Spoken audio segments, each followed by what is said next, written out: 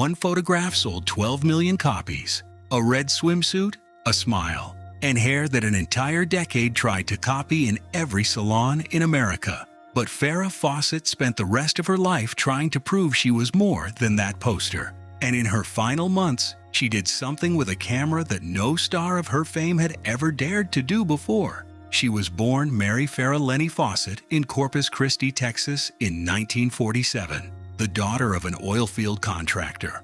A talent agent discovered her while she was still a student at the University of Texas, and by 1968, she had moved to Los Angeles to model. 8 years later, she was cast in Charlie's Angels, and overnight she became one of the most recognized faces on the planet. That swimsuit poster outsold nearly everything else in pop culture history. But Fawcett left the show after a single season, and the industry punished her for it. Critics wrote her off as a pinup with an expiration date, so she spent the next 2 decades quietly rebuilding her reputation from the ground up.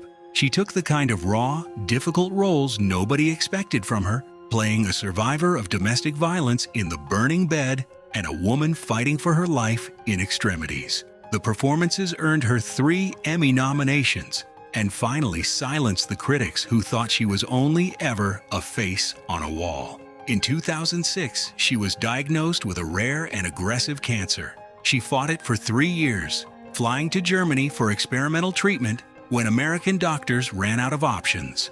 Then she made a choice almost no celebrity in her position ever had. She picked up a camera and pointed it at her own illness, allowing the world to see her bald, exhausted, and afraid in a documentary called Farrah's Story. She didn't do it for sympathy. She did it so that other patients facing the same disease would feel less alone. Through all of it, she was raising her only son, Redmond, with longtime partner Ryan O'Neal. Motherhood, much like her career, came with private struggles the cameras never fully captured. Farrah Fawcett died on June 25, 2009 at 62 years old, with Ryan O'Neal at her side. Weeks earlier, that documentary had already aired to millions of viewers. The woman the world once reduced to a poster spent her final act making sure her story would actually mean something. She became famous for one image. She's remembered for everything she did to prove there was so much more behind it.